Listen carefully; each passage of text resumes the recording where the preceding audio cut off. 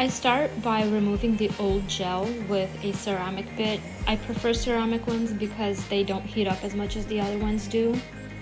And I don't take off everything, I just make sure there's no lifting anywhere, and I kind of smooth it all out. Take off the top coat, most of the color, but I just leave a little bit on the tips just for some extra strengthening. If it's not peeling anywhere, there's no reason to take it all off. The next step, I use a pusher to pick up the cuticles, make sure nothing is glued anywhere to the nail. So I kind of go under and pick it up a little bit. So then it would be easier to go with the bit. The next step is to buff the nail. I use a nail file for that. I go kind of in one direction, not to file off, not to make it too thin. Just a little bit everywhere to make sure there are no smooth areas, no glossy areas on the nail. I don't work on the length or the shape at this point. I usually do that later after I do the gel. Next step is to work on my cuticles. I use the flame bit. I do the red one for myself just because I have normal cuticles, normal skin. If it was dry, I would use the blue and red one or the blue one, but I usually use those for people who have super dry skin. Yellow ones are for people with very thin skin. For most people, I use the red one. That's kind of like the average one.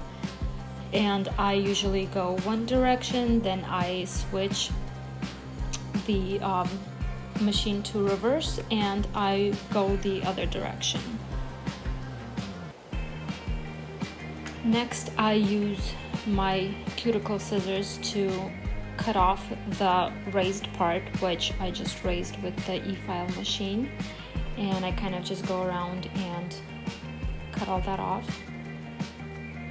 And after that, I'm going to use the e-file machine again to just buff out the skin wherever I just cut. I use the little buffer to clean the bit. Sometimes there's the little skin particles stuck inside the bit, so when I just quickly put it into the buffer, it cleans it off, and then it's as good as new.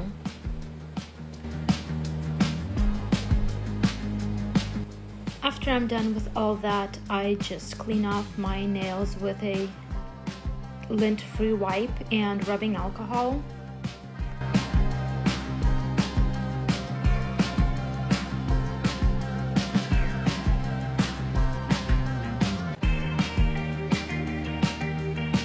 Next step is to use the dehydrator and primer. Start off with the dehydrator, put it all on all of my nails.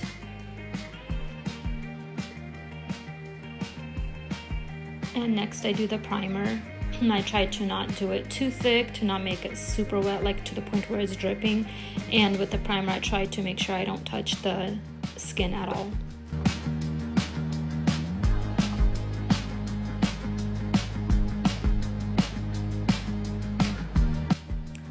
After the primer air dries, I use the Acry base, which I have the red one. It's a little bit thicker than the purple one.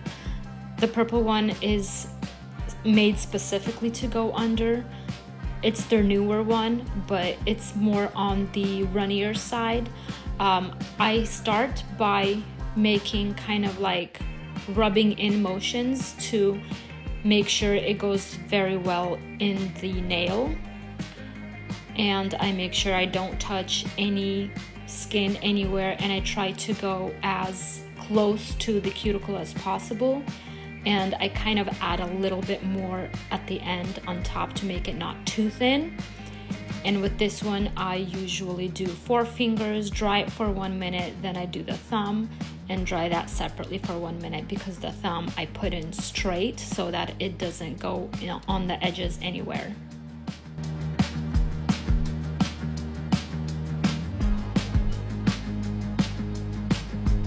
After I dry that for 1 minute, it's still going to have a sticky layer on top. That doesn't mean it's not dry. I just wipe that off with the rubbing alcohol, and then I start with the color with the strong base.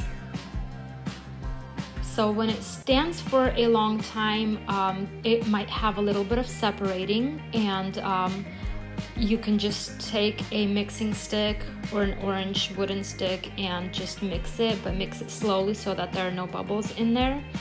And then I start with putting a little bit in the middle and bringing it closer to the cuticle. And I do a very thin layer just to make the entire nail bed wet. Once again, it shouldn't touch the skin anywhere, or else it's all just going to go in there. And one important thing about this is that it cannot go past where you put the clear base, because it is going to start lifting in that area if it does go there, because it's strong and it's hard and it will not bend, so it's just going to start lifting. So then I take a small drop and put it kind of close to the cuticle, but not all the way. And then I kind of bring it to the sides and a little bit down. And this is where I'm going to need the thin brush to kind of bring it where it needs to go. Make sure it's on the sides, on the edges, and then I flip my nail over upside down to make it go straight and make the little bump exactly where I want it to. Now, when I was recording this, I didn't realize that I picked it up so high that it was off the frame, so you can't really see. But basically, it has to be kind of, if the nails are not too long, then it should be a little bit more in the middle of the nail. Kind of closer to the cuticle, but also to the middle of the nail and not close to the edge of it. Once I like how it looks, I quickly put it into the lamp and cure it for 1 minute. I do one at a time just because I put a thicker layer on it and I want it to dry exactly the shape I have it at. And it's important to let it cure for 1 full minute before you take it out. Now, with these gels, I notice that they do burn sometimes, so when it burns, just take it out. If you can't manage it, then definitely take it out for about 4 seconds until it stops, and then you can put it back.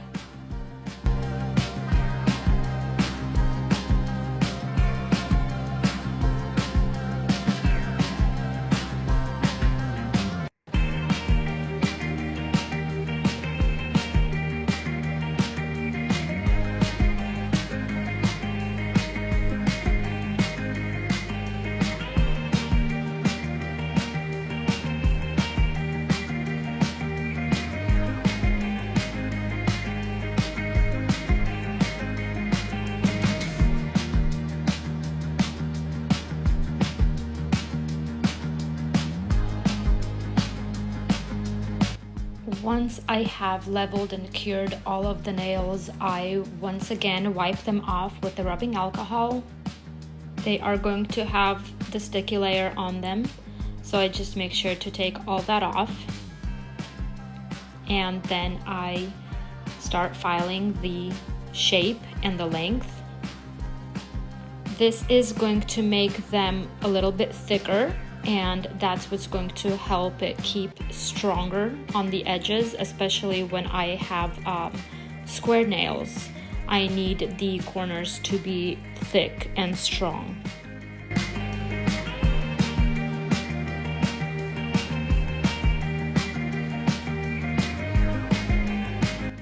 Once I'm happy with the length and the shape of all of my nails, I will use the brush to get rid of any extra dust on there. And then I'm going to use an inside removal bit to make my nails a little bit thinner so they are not super thick. I use the carbide bit in the blue color, and I put it on a pretty strong setting, about 30,000 RPMs, and I go around in one direction with all of the nails and make it about 4.7 millimeters, not super thick, not super thin, so it's still strong. But basically it's important to get rid of my natural nail from underneath so that it doesn't lift. So I make it a little bit thinner, but not too thin, and I just get rid of all the extra dust. I wipe them off once again to make sure there's no dust anywhere in there, and then I will be putting on the top coat.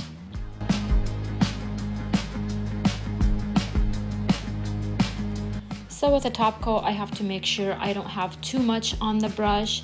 Make a thin layer all around. Make sure I get all of the edges and corners.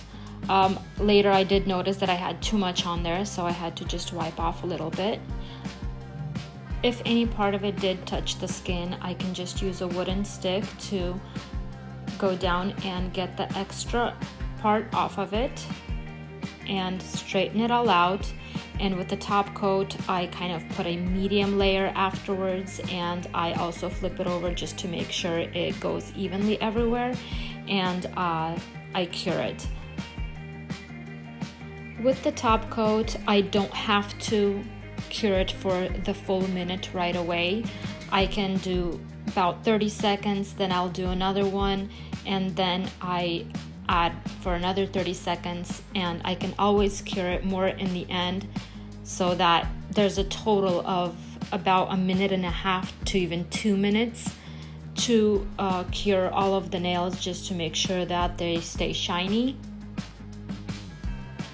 Sometimes I do 2 nails at a time with the top coat with the first finger, just because I had a little bit go in the edge. I decided to just put it on its own, and the next 2 fingers I did together, and then I did the 4th one.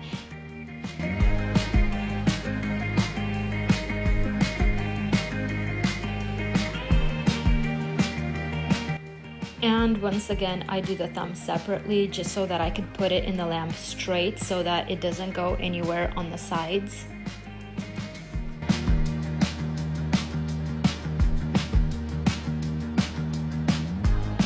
I cure it for about maybe 10-15 seconds like that, and then I can put in the whole hand, because I know at that point it's already not going to drip anywhere, and then I cure it for another full minute at least.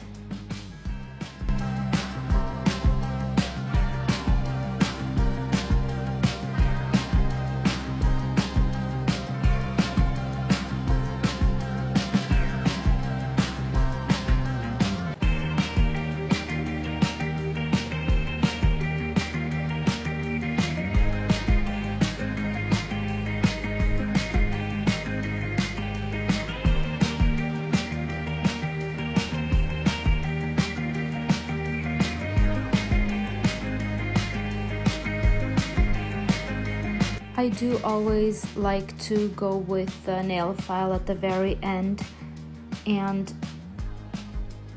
get rid of all the imperfections just a little bit. I smoothed out the corners just to make it look fresh, and then I wipe them down one last time.